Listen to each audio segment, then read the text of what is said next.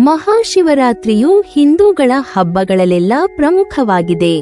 ಮಹಾಶಿವರಾತ್ರಿ ಹಬ್ಬವನ್ನು ಮಾಘ ಮಾಸದ ಬಹುಳ ಕೃಷ್ಣ ಪಕ್ಷದಲ್ಲಿ ಚತುರ್ದಶಿಯಂದು ಆಚರಿಸಲಾಗುತ್ತದೆ. ಚತುರ್ದಶಿ ತಿಥಿಯು ರಾತ್ರಿಯಲ್ಲಿ ಇರಬೇಕು.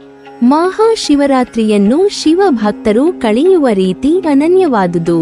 ಮಹಾಶಿವರಾತ್ರಿ ಹಬ್ಬವು ಬಹಳ ಮಟ್ಟಿಗೆ ಇತರ ಎಲ್ಲ ಹಬ್ಬಗಳಿಗಿಂತ ಭಿನ್ನವಾದುದಾಗಿದೆ. ಏಕೆಂದರೆ ಅಂದು ಭಕ್ಷ್ಯ ಭೋಜ್ಯಗಳನ್ನು ತಯಾರಿಸಲಾಗುವುದಿಲ್ಲ. ಉಪವಾಸ ವ್ರತವನ್ನು ಕಟ್ಟುನಿಟ್ಟಾಗಿ ಪಾಲಿಸಲಾಗುವುದು. ಮನಸ್ಸನ್ನು ಭಕ್ಷ್ಯ ಭೋಜ್ಯಗಳೆಡೆ ಅನಗತ್ಯ ವೈಭವದ ಕಡೆ ಹರಿಸದೆ ದೃಢ ನಿರ್ಧಾರದಿಂದ ಶಿವನ ಪೂಜೆ ಪುರಸ್ಕಾರಗಳನ್ನು ಕೈಗೊಂಡು ಆಚಾರಶೀಲರಾಗಿ ಸೇವೆಗೈಯಲಾಗುವುದು. ಇಡೀ ರಾತ್ರಿ ಸ್ವಲ್ಪವೂ ನಿದ್ದೆ ಮಾಡದೆ ಶಿವ ಧ್ಯಾನದಲ್ಲಿ ತಲ್ಲೀನರಾಗಿ ಕಾಲದ ಸದ್ಬಳಕೆ ಮಾಡುವುದು. ಸದಾ ಹೊಸದನ್ನು ಕಲಿಯುವ ಹಾಗೂ ಸಾಧಿಸುವಂತಹ ಆಶಾವಾದವನ್ನು ಹೊಂದಿರುವಂತಹ ಧನುರಾಶಿಯವರ ಉತ್ಸಾಹ ಅಸಾಧಾರಣವಾದದ್ದು. ಹೊಸ ಸಂಸ್ಕೃತಿ ಹಾಗೂ ಜ್ಞಾನವನ್ನು ಕಲಿಯುವಂತಹ ಹಾಗೂ ಅನ್ವೇಷಣೆ ಮಾಡುವಂತಹ ಉತ್ಸಾಹ ಕೂಡ ಅವರಲ್ಲಿ ಅಗೆದಷ್ಟು ತುಂಬಿದೆ. ಅವರ ಹಾಸ್ಯಾಸ್ಪದ ಮಾತುಗಳು ಅವರ ಜೊತೆಗೆ ಸ್ನೇಹವನ್ನು ಹೊಂದುವುದಕ್ಕೆ ಬೇರೆಯವರಿಗೆ ಪ್ರೇರೇಪಿಸುತ್ತದೆ. ಇವರ ಸ್ನೇಹವನ್ನ ಹೊಂದೋದಕ್ಕೆ ಎಲ್ಲರೂ ಕೂಡ ಇಷ್ಟಪಡುತ್ತಾರೆ ಅನ್ನೋದನ್ನ ಒಂದು ವಾಕ್ಯದಲ್ಲಿ ಹೇಳಬಹುದು. ಬನ್ನಿ ಇಂದಿನ ವಿಡಿಯೋದಲ್ಲಿ ಧನಸ್ಸು ರಾಶಿಯವರು ಶಿವರಾತ್ರಿಯಂದು ಯಾವ ರೀತಿ ಶಿವನಿಗೆ ಪೂಜೆ ಮಾಡಬೇಕು ಎಂಬುದನ್ನು ತಿಳಿದುಕೊಳ್ಳೋಣ. ಸರಳತೆಯನ್ನು ಬಯಸುವ ಶಿವನನ್ನು ನಿಷ್ಕಲ್ಮಶ ಮನಸ್ಸಿನಿಂದ ಪೂಜೆ ಮಾಡಿದರೆ ಬಹುಬೇಗ ಪ್ರಸನ್ನನಾಗುವನು. ಶಿವನ ಪೂಜೆಯನ್ನು ಹಾಗೂ ಧ್ಯಾನವನ್ನು ಮಾಡುವಾಗ ಶಿವನಿಗೆ ಕೆಲವು ವಿಶೇಷವಾದ ಧಾನ್ಯಗಳನ್ನು ಅರ್ಪಿಸಬೇಕು. ಪುರಾತನ ಕಾಲದಲ್ಲಿ ಋಷಿಮುನಿಗಳು ಸಹ ಶಿವನಿಗೆ ಇಷ್ಟವಾಗುವ ಧಾನ್ಯಗಳ ನೈವೇದ್ಯವನ್ನು ಹಾಗೂ ಅಭಿಷೇಕವನ್ನು ಕೈಗೊಳ್ಳುವುದರ ಮೂಲಕ ಸಾಕ್ಷಾತ್ಕಾರವನ್ನು ಪಡೆದುಕೊಳ್ಳುತ್ತಿದ್ದರು. ಧಾನ್ಯಗಳು ಸಾಮಾನ್ಯವಾಗಿ ದೈವ ಶಕ್ತಿಯನ್ನು ಹಾಗೂ ಸಕಾರಾತ್ಮಕ ಶಕ್ತಿಯನ್ನು ಆಕರ್ಷಿಸುತ್ತವೆ ಎಂದು ವೇದ ಮತ್ತು ಪುರಾಣ ಕಥೆಗಳಲ್ಲಿ ವಿವರಿಸಲಾಗಿದೆ. ರಂಗೋಲಿ, ಮಣೆ, ಮಂಟಪ, ದೇವರ ವಿಗ್ರಹ ಅಥವಾ ದೇವರ ಪಟ, ನಂದಾದೀಪ, ದೀಪದ ಕಂಬ, ತುಪ್ಪ, ಎಣ್ಣೆ, ದೀಪಕ್ಕೆ ಹಾಕುವ ಹತ್ತಿ ಬತ್ತಿ, ಘಂಟೆ, ಪಂಚಪಾತ್ರೆ, ಉದ್ದರಣೆ, ಅರ್ಘ್ಯ ಪಾತ್ರೆ, ನೀರು, ಅರಿಶಿನ, ಕುಂಕುಮ, ಮಂತ್ರಾಕ್ಷತೆ, ಶ್ರೀಗಂಧ, ಊದಿನ ಕಡ್ಡಿ, ವಿಭೂತಿ, ಹೂವು, ಬಿಲ್ವಪತ್ರೆ, ಗೆಜ್ಜೆ ವಸ್ತ್ರ, ಪಂಚಾಮೃತ, ಹಾಲು, ಮೊಸರು, ಸಕ್ಕರೆ, ತುಪ್ಪ, ಜೇನುತುಪ್ಪ, ವೀಳ್ಯದ ಎಲೆ, ಅಡಿಕೆ, ಹಣ್ಣು, ತೆಂಗಿನಕಾಯಿ ನೈವೇದ್ಯ, ಪಾಯಸ, ಅಕ್ಕಿ ತಂಬಿಟ್ಟು ಇತ್ಯಾದಿ, ಕರ್ಪೂರ, ಆರತಿ ತಟ್ಟೆ, ಹೂಬತ್ತಿ. ಮಹಾಶಿವರಾತ್ರಿ ದಿನ ಬೆಳಿಗ್ಗೆ ಮಂಗಳ ಸ್ನಾನ ಮಾಡಿ ಈಶ್ವರನಿಗೆ ಷೋಡಶೋಪಚಾರದಿಂದ ಪೂಜೆ ಮಾಡಬೇಕು. ಈ ದಿನದ ವಿಶೇಷ ಪೂಜಾ ಸಾಮಗ್ರಿ ಬಿಲ್ವಪತ್ರೆ. ಬಿಲ್ವಪತ್ರೆ ಈಶ್ವರನಿಗೆ ಪ್ರಿಯವಾದುದು. ಇದರ ಒಂದು ಎಲೆಯನ್ನು ಶಿವನಿಗೆ ಅರ್ಪಿಸಿದರೂ ನಾನಾ ಪುಣ್ಯಗಳಿಗೆ ಪಾತ್ರರಾಗುತ್ತೀವಿ ಎಂಬ ನಂಬಿಕೆಯಿದೆ. ಶಿವಲಿಂಗಕ್ಕೆ ಪಂಚಾಮೃತ ಮತ್ತು ಬಿಲ್ವಪತ್ರೆ ಸಮರ್ಪಣೆ ಮಾಡುತ್ತಾರೆ. ಸಾಮಾನ್ಯವಾಗಿ ಇಡೀ ದಿನ ಉಪವಾಸವಿದ್ದು ರಾತ್ರಿ ಜಾಗರಣೆ ಮಾಡಿ ಮಾರನೆಯ ದಿನ ಪಾರಣೆ ಮಾಡಬೇಕು.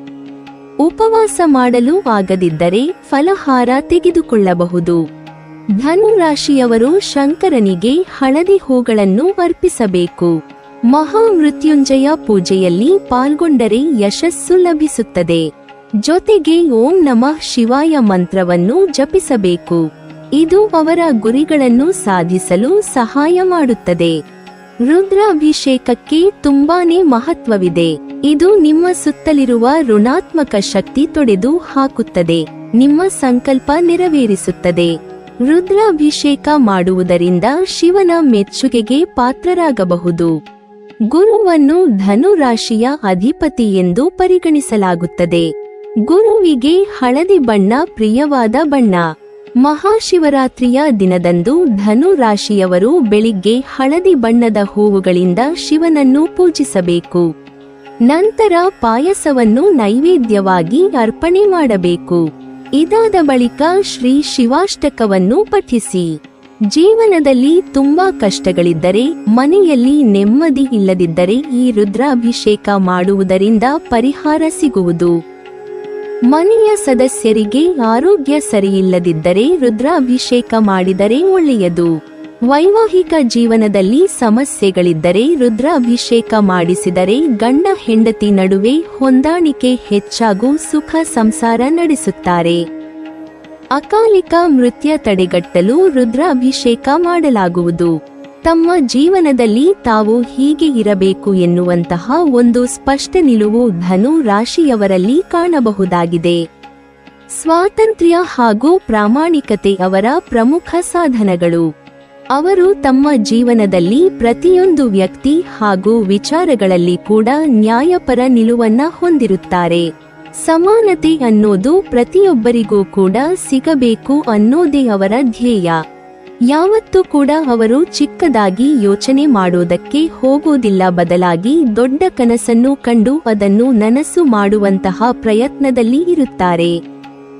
ದಾಂಪತ್ಯ ಜೀವನದಲ್ಲಿ ವಿರಸ ಹಾಗೂ ಬೇಸರವನ್ನು ಹೊಂದಿದವರು ಶಿವನಿಗೆ ಅಥವಾ ಶಿವಲಿಂಗಕ್ಕೆ ರಾಗಿಯನ್ನು ಅರ್ಪಿಸಬೇಕು. ವಿಶೇಷ ಪೂಜೆ ಹಾಗೂ ಪ್ರಾರ್ಥನೆಯನ್ನು ಕೈಗೊಳ್ಳುವುದರಿಂದ ವೈವಾಹಿಕ ಜೀವನದಲ್ಲಿ ಸಾಮರಸ್ಯವು ಖಚಿತವಾಗಿರುತ್ತದೆ. ಉತ್ತಮ ಸಂಗಾತಿಯನ್ನು ಜೀವನದಲ್ಲಿ ಪಡೆಯಬೇಕು ಎನ್ನುವ ಮನಸ್ಸನ್ನು ಹೊಂದಿರುವ ಅವಿವಾಹಿತರು ಸಹ ಶಿವಲಿಂಗಕ್ಕೆ ರಾಗಿಯನ್ನು ಅರ್ಪಿಸಬಹುದು. ಮನಸ್ಸಿನ ಆಸೆಗಳು ಬಹುಬೇಗ ನೆರವೇರುವುದು. ಈ ಉತ್ತಮ ಧಾರ್ಮಿಕ ವಿಧಿಯನ್ನು ಅನುಸರಿಸುವುದರ ಮೂಲಕ ಮೋಕ್ಷ ಹಾಗೂ ಪುಣ್ಯ ಪ್ರಾಪ್ತಿಯಾಗುವುದು. ಧನು ರಾಶಿ ಅವರಲ್ಲಿ ಯಾವುದೇ ವಿಚಾರದ ಬಗ್ಗೆ ತಾಳ್ಮೆಯಿಂದ ಹೆಚ್ಚಾಗಿ ಚಡಪಡಿಕೆ ಹೆಚ್ಚಾಗಿರುತ್ತದೆ. ಅದೇ ರೀತಿಯಲ್ಲಿ ಕೆಲಸ ಮಾಡುವಾಗ ಯೋಚಿಸಿ ಹಾಗೂ ಯೋಜಿಸಿ ನಿರ್ಧಾರ ಮಾಡುವುದಿಲ್ಲ. ನೇರವಾಗಿ ಹಠಾತ್ತನೆ ನಿರ್ಧಾರವನ್ನು ತೆಗೆದುಕೊಂಡು ಬಿಡುತ್ತಾರೆ.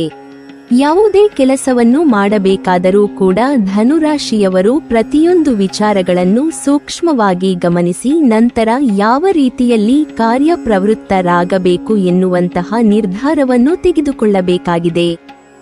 ರಿಲೇಶನ್ಶಿಪ್ನಲ್ಲಿ ಕೂಡ ಈ ವಿಚಾರವನ್ನು ಅವರು ಗಮನಿಸಬೇಕು. ಧನು ರಾಶಿಯವರು ಜ್ಞಾನದ ನಿರಂತರ ಅನ್ವೇಷಕರು. ಪವಿತ್ರ ಗ್ರಂಥಗಳನ್ನು ಅಧ್ಯಯನ ಮಾಡಿ ಮತ್ತು ಶಿವನ ತಾತ್ವಿಕ ಆಯಾಮಗಳನ್ನು ಅನ್ವೇಷಿಸಿ.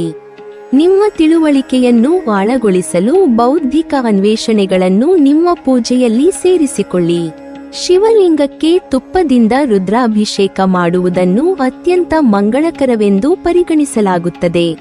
ಶಿವಲಿಂಗಕ್ಕೆ ತುಪ್ಪದಿಂದ ರುದ್ರಾಭಿಷೇಕ ಮಾಡುವುದರಿಂದ ಕೌಟುಂಬಿಕ ಶಾಂತಿ ಪ್ರಾಪ್ತವಾಗುತ್ತದೆ. ಕುಟುಂಬದಲ್ಲಿ ಸುಖ, ಶಾಂತಿ, ಸಂತೋಷ, ನೆಮ್ಮದಿ ನೆಲೆಯಾಗುತ್ತದೆ. ವಂಶಾಭಿವೃದ್ಧಿಗೂ ಶಿವರಾತ್ರಿಯಲ್ಲಿ ಶಿವಲಿಂಗಕ್ಕೆ ತುಪ್ಪದಿಂದ ರುದ್ರಾಭಿಷೇಕ ಮಾಡಬೇಕು. ದೇವತೆಗಳ ಗುರು ಆಗಿರುವಂತಹ ಬೃಹಸ್ಪತಿಯ ಪ್ರಭಾವ ಧನು ರಾಶಿಯವರ ಮೇಲೆ ನವಗ್ರಹಗಳಲ್ಲಿ ಗುರು ಎಂಬುದಾಗಿ ಕರೆಯಲಾಗುತ್ತದೆ. ಹೀಗಾಗಿ ನೀವು ಧನು ರಾಶಿಯವರಲ್ಲಿ ಜ್ಞಾನ ಹಾಗೂ ವಿದ್ಯೆಗೆ ಸಂಬಂಧಪಟ್ಟಂತಹ ವಿಚಾರಗಳನ್ನು ಹೇರಳವಾಗಿ ಗಮನಿಸಬಹುದಾಗಿದೆ. ಆಶಾವಾದವನ್ನು ಹೊತ್ತಿರುವಂತಹ ಇವರು ಜೀವನದಲ್ಲಿ ಏನಾದರೂ ಸಾಧಿಸುವಂತಹ ಛಲವನ್ನು ಹೊಂದಿರುತ್ತಾರೆ. ತಮ್ಮಲ್ಲಿರುವಂತಹ ಉತ್ಸಾಹದ ಮೂಲಕ ಏನನ್ನಾದರೂ ಹೊಸದನ್ನು ಕಲಿಯಬೇಕು ಎನ್ನುವಂತಹ ಆಸಕ್ತಿ ಅವರಲ್ಲಿ ಅದಮ್ಯವಾಗಿರುತ್ತದೆ. ಅಕ್ಕಿ ಧಾರ್ಮಿಕವಾಗಿ ಅತ್ಯಂತ ಪವಿತ್ರತೆಯನ್ನು ಪಡೆದುಕೊಂಡಿರುವ ಧಾನ್ಯ. ಅಕ್ಕಿ ಅಥವಾ ಅಕ್ಷತೆ ಇಲ್ಲದೆ ಹಿಂದೂ ಪೂಜಾ ವಿಧಿ ಹಾಗೂ ಶುಭ ಕಾರ್ಯಗಳು ಅಪೂರ್ಣವಾಗುತ್ತವೆ. ಅಕ್ಕಿಯು ಮನುಷ್ಯ ಮತ್ತು ದೈವ ಶಕ್ತಿಯ ನಡುವೆ ಉತ್ತಮ ಬಾಂಧವ್ಯ ಹಾಗೂ ಸಂಪರ್ಕವನ್ನು ಕಲ್ಪಿಸಿಕೊಡುತ್ತದೆ ಎಂದು ಹೇಳಲಾಗುವುದು. ಶಿವಪುರಾಣದ ಪ್ರಕಾರ ಶಿವಲಿಂಗಕ್ಕೆ ಅಥವಾ ಶಿವನಿಗೆ ಅಕ್ಕಿಯನ್ನು ಅರ್ಪಿಸುವುದರಿಂದ ವ್ಯಕ್ತಿಯ ಜೀವನದಲ್ಲಿ ಆರ್ಥಿಕ ಸ್ಥಿತಿಯು ಸುಧಾರಿಸುತ್ತದೆ. ಜೊತೆಗೆ ಆದಾಯದ ಮೂಲವೂ ಹೆಚ್ಚುತ್ತದೆ. ಜೀವನದಲ್ಲಿ ಹಣದ ಕೊರತೆ ಉಂಟಾಗದು ಎಂದು ಸಹ ಹೇಳಲಾಗುವುದು. ನೀವಿನ್ನೂ ನಮ್ಮ ಚಾನೆಲ್ ಅನ್ನು ಸಬ್ಸ್ಕ್ರೈಬ್ ಮಾಡಿಲ್ವಾ? ಹಾಗಾದರೆ ಈ ಕೂಡಲೇ ನಮ್ಮ ಇಂದ್ರಜಾಲ ಚಾನೆಲ್ ಅನ್ನು ಸಬ್ಸ್ಕ್ರೈಬ್ ಮಾಡಿ ಮತ್ತು ಪಕ್ಕದಲ್ಲಿರುವ ಬೆಲ್ ಐಕಾನ್ ಅನ್ನು ಕ್ಲಿಕ್ ಮಾಡಿದರೆ ನಮ್ಮ ಹೊಸ ವಿಡಿಯೋಗಳನ್ನು ನೀವು ನೋಡಬಹುದು.